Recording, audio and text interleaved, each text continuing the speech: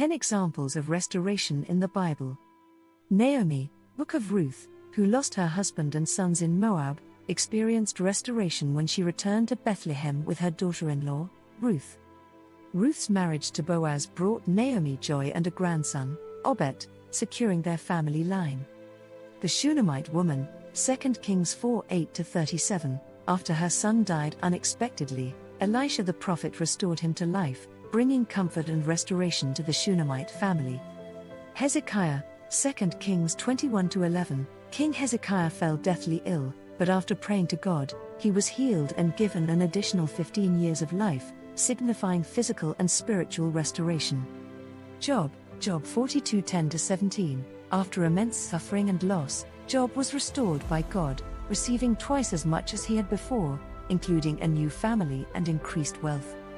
The lame man at the pool of Bethesda, John 5:1-9, this man, who had been disabled for 38 years, was restored to health when Jesus healed him, demonstrating Jesus' power to restore physically and spiritually.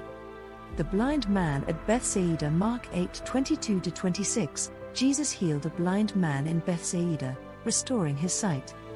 Initially, the man's vision was blurry, but after Jesus put his hands on his eyes a second time, his sight was completely restored.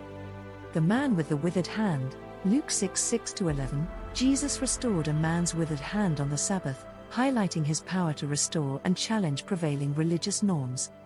Nebuchadnezzar, Daniel 4, after a period of insanity as a result of his pride, King Nebuchadnezzar's reason and kingdom were restored when he acknowledged God's sovereignty. The Valley of Dry Bones, Ezekiel 37:1-14, this vision given to the prophet Ezekiel symbolizes the restoration of Israel. The dry bones coming to life again represented the hope of national restoration for the Israelites in exile.